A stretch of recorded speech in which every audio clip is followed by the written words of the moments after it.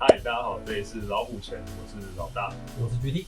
好，那今天我们要来讲的主题是 Prusa 的马克4。对，其实也算是发售有一阵子了。对，然后因为我们都是平常在 follow Prusa 的新动态，那我们今天就刚好想说介绍一下。那我们会讲 Prusa 的原因，是因为我们之前有讲过一支很详细的马克3的介绍影片，对，然后也有关于基本的3D 猎鹰操作该怎么做。如果有兴趣的话，可以点旁边的链接。所以我们可以先把马克3的链接让大家复习一下。那在它这一次从3到4的话，有一个相对于比较大的一个升级。对，那我们等一下会把这些升级项目介绍给大家。好，那我们开始吧。就跟以前一样，我们先看它的官方介绍影片。好 ，OK，Go。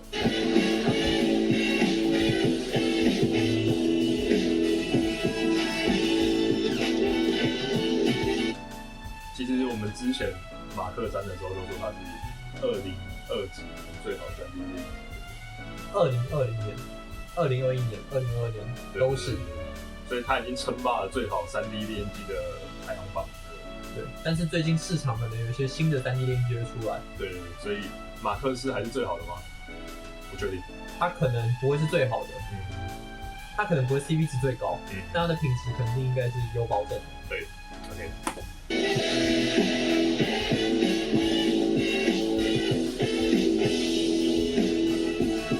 这张图稍微概述了一下它升级的东西。对，就它肉眼看得见的东西，它把它列出来给你看。虽然它的外观看起来好像有点类似，但它前面说它有90%的东西都更新。那很类似，你看像那个超级大的荧幕，就知道这个一定是不简单，对不对？道理不一样，我们继续看下去。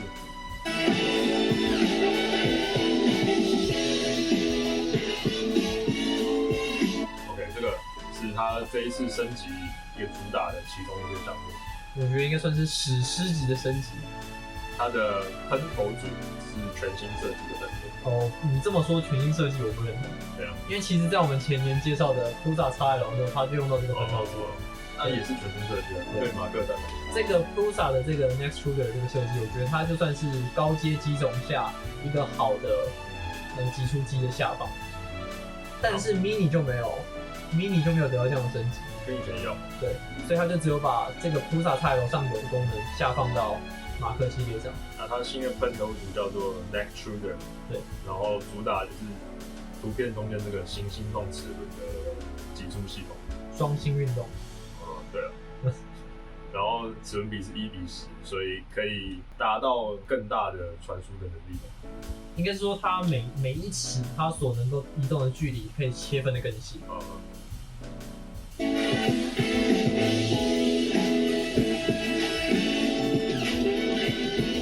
那这个东西是什么？你知道吗？这个其实我觉得这个也算是 XL 的功能上的一个下放，但是我觉得也算是新的猎鹰机都会有这样的功能。所以你觉得马克4其实是全人版XL？不一样，因为 XL 毕竟它主推的是大的面积跟换的喷头，所以它是高级版马克3。高级版。但我觉得这个东西它最核心的概念，并不是说它把压力 sensor 放到喷头上，而是它让猎鹰这件事情跟校正这件事情归因在一件事情上。以前是拼打跟喷头，但他们两个之间的位置空间可能会是不一定是一样的。他们相对位置其实是有一个 XYZ 方向的 shift。对，所以需要你要去调整。比如说你要去调整first layer calibration 跟 live Z adjustment。对 live Z adjustment。但是如果你今天它全部都卡在同一个喷头上，那你知道距离，你就会知道怎么赢。所以它等一下会有一张图片是它的超完美 first layer， 超完美手层。对，但这个东西其实你要说它有多新吗？其实我在本部上已经看过了，我在之前我们介绍 BQ 机器做也有，所以它其实并不是一个很全新的设计。但是印出来到底有没有很漂亮，其实很重要。对，因为其他的机器号称也有这个功能，但印出来的手层其实并不是每次都这么漂亮。对，所以其实真正看的就是除了它的本身的调教能力以外，就是这个 sensor 所在一起的能力，再就是它后面软体的配合。这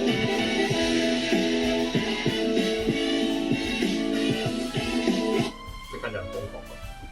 如果真的是这样的话，如果大家印出来也是这样的话，那就真的是超级厉害。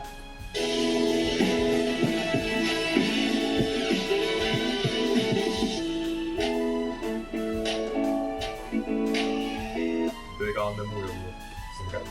其实就看到这些幕后，你会觉得说，以前我们换喷头的这个时间是真的是太多了。再看一次。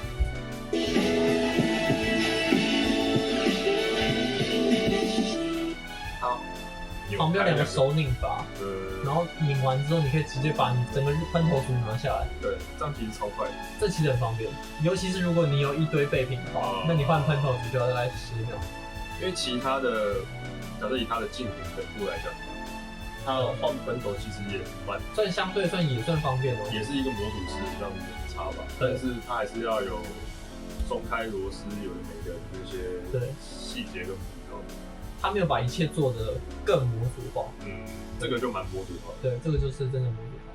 我觉得他这个的经验可能也是跟应该是XL也是有相关，因为XL它整个喷头是完全是模组化。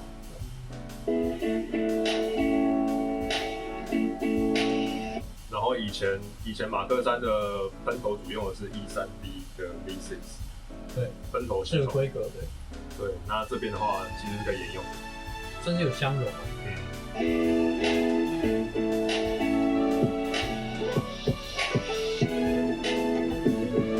然后有丝滑的 filament sensor。这个升级我其实没有看得很懂，它就从原本的 IR sensor 变成这个磁吸式的了。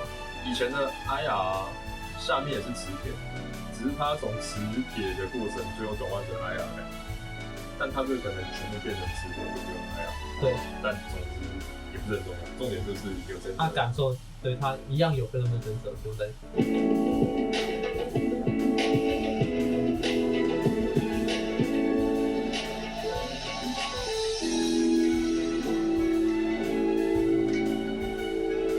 齿轮比变大，整个齿轮的接触面也变大，所以它可以减少对线材造成的压力，对，然后也可以更好的列印不同种类的线材。就是以前不是很好印的，比如像软料啊，对，或者是很脆的那种线材，它就印起来会比较容易一点。因为现在其实很多列印机都会主打可以升到300度，对，然后可以印多种线材，有的没的资源。但事实上，大部分的机器在印一些软料或什么的时候，其实效果也是蛮不尽人意。尤其是如果你又不想要有很多丝，你想要避免这种抽丝的现象，对之类的，对。所以其实很多列印机都说支援可以列印多种材料什么的，但有时候实际打印或者实际列印之后的过程之后才知道它其实是不是。对。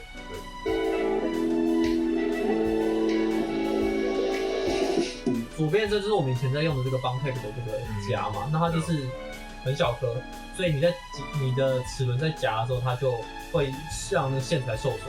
如果它有反复就是多弄几次那个回抽的时候，它就会那个线材就容易被磨损。有些譬如说不是很耐磨的线材就是硬度比较低的线材就会被磨到。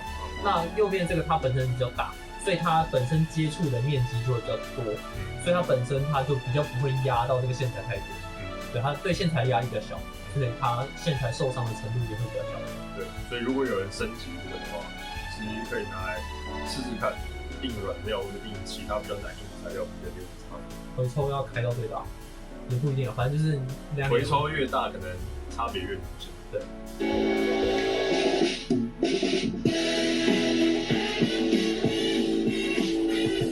然后升级32 bit 的有 WiFi 主板。WiFi 差很多，对，就是因为就是有跟没有的差别，所以就是差很多。因为以前是什么 NC Rainbow 嘛，那个就只能插 SD 卡，对，而且还没有 Type C。Type B 不是，对 ，Type B， 对，所以升级主板其实也是一个很重大的升级过程，而且主要是有网络可以连接。不过我觉得32 bit 的主要原因就是要驱动它那个萤幕吧。它那个8 bit 的主板那个萤幕，彩色萤幕，应该是驱动不了。还有啊，就是像如果要高速列印的话，你要有一些相对的硬校正什么的，那也要计算。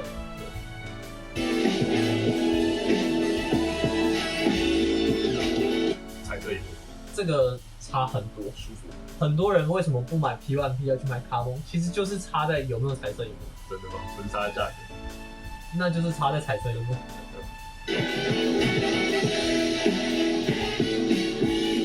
然后我们在3D 列印的机器选择有一个很重要的部分是要印快，对，然后在硬块的机器里面，通常假设是搭配 Caliper 认图的话，都会有这种 input shaper， 就是震动校正的一个过程。那或许是以前的马克3速度没有那么快，不需要做这件事情。也或者是现在升级到32bit，所以速度拉升之后什么的可以做到震动校正之类的。反正总之，在马克是有了 input shaper， 就是在高速猎鹰下的机台，通常都会搭配这个 input shaper 去减少它高速猎鹰下的震动的纹路。对。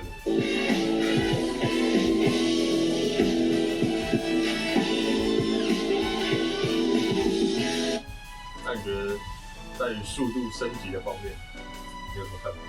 其实刚才看好像至少是差3倍或4倍吧。这其实也是我现在对于 Prusa 跟本部的看法。有时候本部的东西切片起来，好像就真的差大概是3到4倍。对。那我觉得可能是硬体的关系，因为 Prusa 的硬体本身相对来讲，马克3是旧的。但如果今天进到马克4，它能够跟上这样的速度，而且可以有马克3的品质，然后这个速度其实它还是超级难打的。但事实上，它速度有没有快成原本马克3的3倍的话，好像有点疑虑。对，因为看其他 YouTuber 分享好像不是这样。对，但是他们都有分享变快。对，因为原本真的是蛮慢的。有变快，但是有没有快到这么多？我相信很多卖机器的时候都会有一点水分在里面。对，所以如果以速度来讲，可能本部还是吊打不上。本部是真的大概实际上大概是3到4倍的。那这个就是它 WiFi 的话，你实在是没有 WiFi， 你要插网线也是可以的。所以多可以插线是多一种选项。对，重点它有 Type C 哦 ，Type C 哦。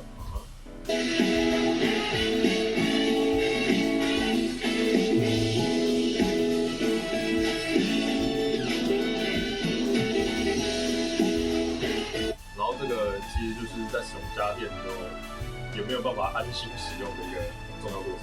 还有让你能不能泛存的一种可能。这个话其实我觉得还蛮重要，就是以前我们在玩马克3的时候会接错什么热敏或者是加热棒。像什么24伏的加热棒接到15伏。对接错的瞬间，就是主板就爆了。但是马克3的主板的好处是它上面会有，就像这样自动断电系统，就是它有一个车用保险丝。的设计。那这样的话就可以保护你的主板，或者是保护你整个机器不会因为你做的一些蠢事就坏掉。这个我觉得在安规来讲是蛮重要的。因为一块主板也不便宜，也要好几千。重点不是钱的问题，是安全的问题。对啊。对，还有泛存的容错率。因为其实你买10个车用保险丝，就可以让你至少泛9次存。对啊，就是一个是安全性，然后一个是负担荷包的问题。对，另外一个就是要等待的时间。对，东西坏了要等2个礼拜从海外运进来。对，它有常见的就是加热喷头地方的热敏，然后还有 CPU 上面主板上面的热敏，那个的热敏温度监测，然后还有过载保护，然后还有电压侦测等等。那这个的话看起来跟马克3的有点像，应该都是3个保险丝。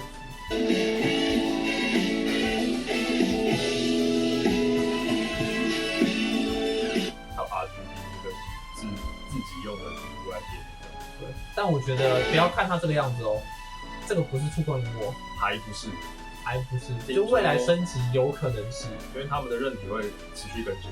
对，所以听说更新到后面有机会变成触控，就是硬体到位了，但软韧体还没到位。对，但是可以看出它这整个猎鹰键上面的确是变得蛮漂亮的。就还有这种效果。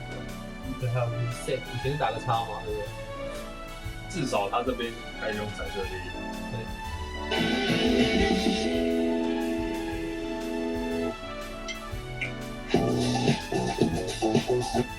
然后刚刚的幕号称静音。对，但是静音这种事情其实没有很难。我现在也可以印一个完全没有声音，但是主要是看速度啊。我觉得有几个重点吧。如果机器要安静的话，一个是速度很快，对，可能是速度很快；一个就是风扇不能开太大，或是频率不能太差。对，再来就是有没有密封。对，像如果你是买 P1P， 机器刚来没有密封，肯定很吵。就是有没有 enclose 的概念？对。那如果你是像 Carbon 这种的，一开始就可以把门关上。别这么说，我觉得 Carbon 其实很吵。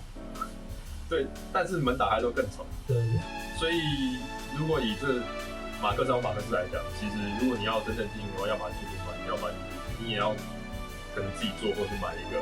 它也有出 enclosure 的。然后再来就是 MK4主打，就是虽然价格比较高，但是可变量比较好。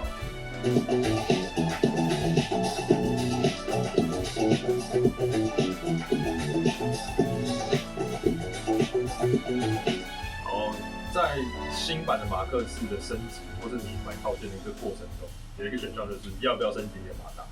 对，因为它的马达有一个特别的地方。有一个特别的地方，没有，它就是用的比较高级的马达。就是它号称没有垂直方向的振动层位。为什么呢？因为它从原本一般可能马达的细分数可能是200细分，200细分就是说它每动一步是1.8度，然后现在可能变0.9度，0.9度，对，就是说它现在的解析度又变多了1倍，X 跟 Y 都多了1倍，所以解析度等于增加了4倍。对，有这种感觉，所以它来说那个稳度会变少，好，然后猎鹰品质更好。那我们看，其实以这张图来讲，看得还蛮明显的。但是你也可以说很不明显，因为它要放大你看得出来。对，所以问题就是你有没有需要印到这么精细？对，就是当你今天印一只狗狗出来之后，你如果就只是这样子看的话，其实你看不出差别。所以你知道马达的差别是在哪里？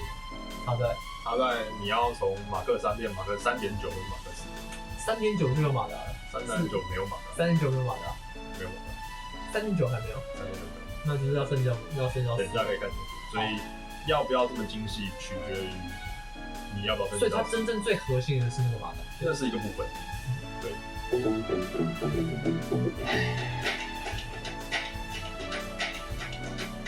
然后常见的弹簧地板。EID 板。对，然后它特别的地方是说，你可以快速换，如果你不是用他们家的。其实你不是用他们家的东西也可以，但可能那个底板资料什么的还是要记录一下。也不用，因为它就是在喷头上做记录啊，所以它喷头的那个位置，你只要放块玻璃应该都能用。对啊，但你重新换的时候，你可能就要重新校正一次。哦，但是关于会校正啊。对，但是关于校正的部分，它有一个很厉害的地方。对，等一下有。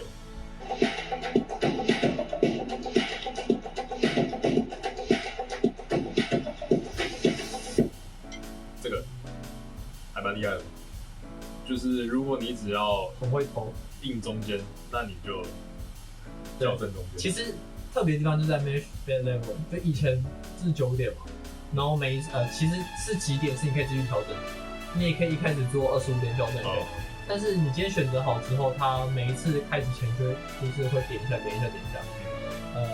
举一个例子，最花时间，我个人觉得最花时间是本部，它在猎鹰前其实蛮花时间，它一直疯狂校正。我觉得那个是一个还蛮恼的地方。对，但又好像蛮必要的。对，可能蛮必要。但是如果你今天好处是你今天印的点的范围不大，那它如果都可以透过这种只校正你要猎鹰的地方的话，有需求式校正。对，它就是很投，其他地方就不管，它就是这一块地方特别好。那这样其实我觉得很有效率。我也觉得这样挺好。对。但当然有可能你每次用这一块，所以你这块好，但你其他地方可能出问题，他也没有发现。反正你那一块是好的，这样也行。希望可能本部也把它偷出。对，反正这是凯人。对，不听到吗？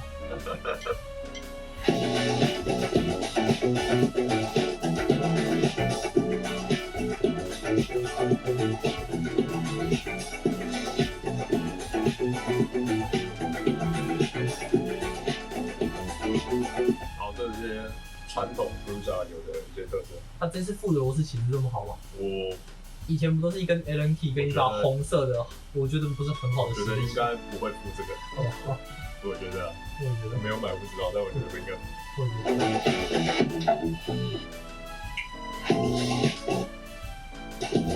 这也是经典常见的。对，断电应该要有的功能。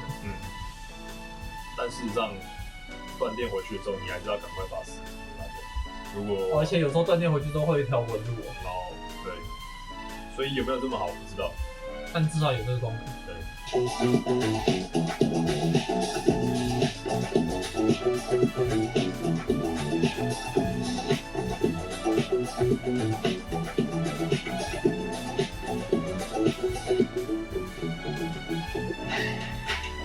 全部都是 Prusa 自己的东西。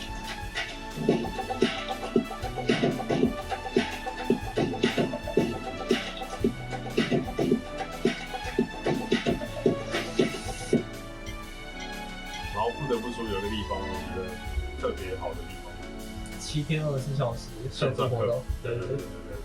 哎，他们客服我觉得相对来讲是真的很专业的。应该说，客服这种东西没用到的时候，你就觉得多余。对，当你真的询问过一次的时候，你就会觉得一次成主顾。对，就是有一次我们之前有出过一个什么问题，然后问客服，然后我原本以为他会说哦，我在帮你转给工程师，我在干嘛，在干嘛。因为常见的客服都是那种哦，你先把你的需求说一说，然后我们可能等工程师上班什么，有的时候再回信给你。对。我原本以为是大概这种流程，对，但不是哦，就是他直接问你说，哎，没有，他没有这个动作，因为他是直接用文字的。对，他直接问你说有什么问题？对，你会拍张照给我看一下，然后看一下之后你说哦，可能是什么？对，他直接告诉我说这个地方你看一下主板是这个地方的问题，然后你看这个地方哪边这样，哎，就跟他讲的这2个点，轻松弄完之后10分钟解决了。然后我觉得体验还蛮好。我觉得有可能不是我们问题问的很蠢，是大家都问过类似的处理，他们有一个 SOP 在处理。就他们的客服其实是很厉害的。那会不会其实是因为我们有经验，所以我们出的事情也很到点上，所以他一听就知道了。对，有可能就我们拍张照嘛，他一看就知道，对吧？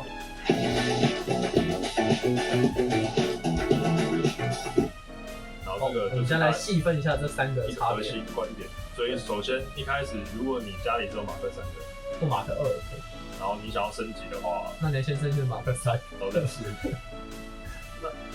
好像不能一步到4哦。我不确定，但我觉得有马克2就算了吧，直接买可能价格更便宜。以价格来讲，可能更便宜。对，可能更便宜。对。那3.5跟3的差别最大核心是差在哪？差别在主板跟萤幕。对，对于我的感受来讲，就是萤幕，因为主板没有差很多。但你没有换那个主板，你那个萤幕就不能用不了。但是其实就是换了一个萤幕。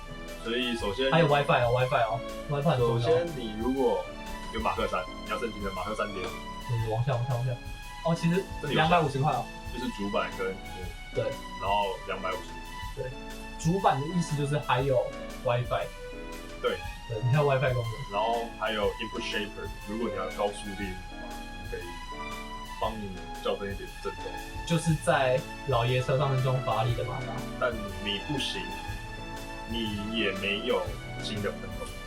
对，所以升级到3.5，你可以得到新主板、新荧幕、7500，新 WiFi， 7500， 8000块左右，差不多250块美金。好，然后如果要升级成3.9，下一步3.9的话，你要花的是刚刚的2倍价格，500块，16000。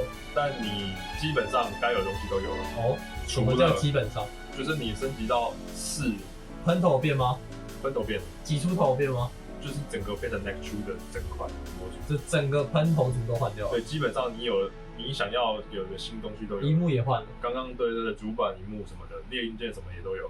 所以唯一没有换的就是马达。没有换的就是这里他说的，你的电工要持续用以前的。然后还有你的马达，刚刚说的那个很精准的马克4马达。对，就是黑科技马达，可能没有黑科技，就是高级马达就没有了。对。然后其他的东西的话，基本上就是还有你那个外框，黑色外框。对，那要不然其他基本上列印件什么的都有。小熊来拿那个有的。对，应该有吧。所以就是3.9。那真正到4的差别，其实就是回到那个马达。就是马达，所以你再多1、2、3、4颗马达，然后一个主框外框，4个跟4个马达。然后你要为什么？是因为 Next True 的在3.9的时候那个马达就给了，因为你要附一个 Next True 的，所以你挤出头马达。所以总共原本有5颗马达，通常3.9的时候就帮你换1颗，算是，然后剩下4颗要4再帮你换，然后你剩下4颗马达，它多收你80块。当然还包含那个外框。那这时候就要问最核心的问题，那如果我今天直接买一台4是多少？你如果从3升级到4，花最多的钱就是580块。580块。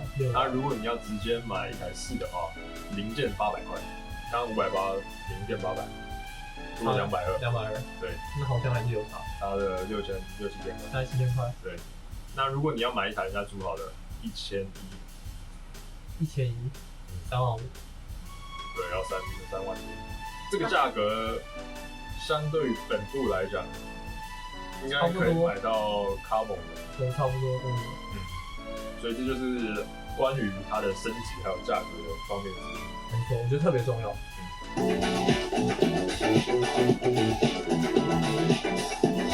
然后照你觉得有套没套差多少？你说哪边差多少？就是使用上的这种经验，或是你在用马克3跟在用有盖子的本部有什么差别？主观体验上，仪式感。对，我觉得可能热床翘区那个部分可能还是有差一点，但如果你都是用 PLS 的，可能差不了。我觉得没有差到特别多，该翘的还是翘。好，看经验。如果你真的会翘的话，不如买一罐好口胶。对，真的会翘，不如买口红胶或者上。或者是你把改善那个床铺平的问题。对，不如口红胶 bring 蹭菌什么之类的，我觉得都比有没有照起来差很多。这样说也可能有点武断，但是是我个人经验。对，但是如果你说的是噪音啊，或者是污染物啊，应该差蛮多的。或者是温度的维持，那可能有差别。对。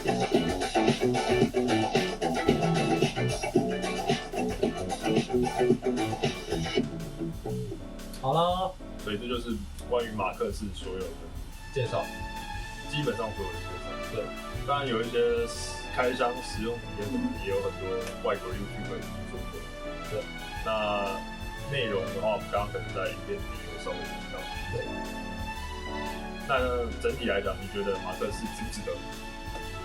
如果要做结论的话，我觉得如果你没有3D 猎鹰机的话，那你可能会觉得说，你想要买一台很成熟的家用机，那这个时候你的考量镜头，现在来讲我们看得到市面上的，如果是在这个大小尺寸，还有这个价位，在这个价位上的话，大概1000枚左右的话，那你可能会大部分的人可能会倾向于去选择Prusa 成熟的系列，或者是 Carbon 本部这个系列，对。那以我的角度来看的话，我们可能需要猎鹰很稳定，然后我可能需要平时要比别人好一点点，那对于这个系统成不成熟或者是可玩性强不强这件事情，对我而言是重要的，所以我自己会比较倾向于，我会比较想要用 Prusa， 对，但是 Carbon 的优势还是存在的，速度快，价格 CP 值也很高，对，然后多色系统到目前为止看起来也很成熟。这支影片后面还有一小段在讲 MMU3，对，就是 Prusa 自己也有它的多色系统。MMU2S 我觉得没有到很好用，但是也是能用的，挺卡的。对，他这边有说就是全新系统更 reliable。我觉得 reliable 其实是整个多色系统最重要的一个环节。就是如果它会停，就很讨厌。对，如果你要手动介入会停就很讨厌。但是如果它只是久，那或只是丑的话，我都还能接受。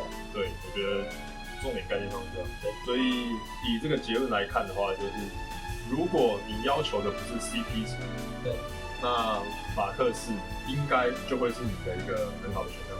梦中情机。对，因为如果你要求的是想要猎鹰精度，或者是有一些它额外相关的附属。对，我觉得整个 Prusa 系统做得好，就是它有自己的多色系统，自己的猎鹰机，自己的切片软体，自己的线上的 open source， 然后持续更新，对，持续更新的认知，然后最重要的是它还有自己的 database printable， 然后大部分的东西你也都读得懂，然后有公开透明。对，所以我觉得它各方面来讲的话，它就是你可以从头到尾都不用到别人的任何系统，然后就会再完成猎鹰机，这是它的好处。对，也有一些可以 DIY 或玩的成分在里面。对，你可以自己设计一些修改零件什么的，然后装上去，不一定会比较好，但是有调整空间。不过我的确觉得，你看它这个外观，的确有点 old school。对，就是看起来像是5年前或者是7年前就有这种机型。因为它整体的感觉跟马克3很像。对，所以我觉得你如果实在是想要，如果它加了一个罩子之后，那你就突然间觉得，对，但其实它的系统还是这个龙门式系统，就只是用罩子罩起来看起来比较好。所以我觉得啦，如果你实在是想要玩那种有点新鲜感的机器，不如直上叉 L。所以结论是，如果你想要无脑玩猎鹰，可能马克4还可以，或者你现在买马克3也可以。对，或者是无脑的话，其实北部更无脑。对对，那如果你想要就是追求烈焰品质，对你想要追求 LCD 不好的荧幕，本部也有。对，有 P1P 更便宜的选择。对，啊，你想要有罩子可以买 P1S， 也有，它有罩子之类的，所以各有利弊，然后各有优缺点。对，那看大家喜不喜欢马克4，然后喜欢的话可以自己试试看。对啊，如果你实在觉得说我想要追求更新的前沿技术啊，或者是那其实你也可以考虑看看 XL， 对吧？XL 你可以一个分头，然后再慢慢升级嘛，对不对？好，那最后就是如果有人要买的话，可以跟我们说，我们也想开箱看看，我们可能会想要蹭一下之类的，对，或者是我们可以帮你代购，然后蹭一下之类的，对，反正可以留言跟我们聊个天什么之类的。对，啊，主要是因为我们现在有马克3，那看到马克4都是有点流口水，但是又觉得580块啊，那个口水又吸回去，对，觉得好像还好，因为我们有参考别的 YouTuber。对，我们就觉得我们好像看过，自己魔改了一台，对，有 WiFi 版本的马克3，但是我们没有那个最核心的 Next Shooter 的那个，所以很多东西还是没有，但是我们有自己魔改一台，我们只魔改3.5而已，对，3.5，对，算是3.5，对，所以品质其实没有提升，就是差不多那样，对，啊，我们想要知道到底马克4猎鹰的品质是提升到哪边，因为我们常常觉得马克3的猎鹰品质不会比本部差。其实还是比本部好不少，但是我们就会想知道说，对，速度很慢，但我们想知道如果速度快起来，然后又可以更精致的情况下，到底是什么情况？就是在平常状态下，其实我们已经很喜欢马克3，就是慢而已。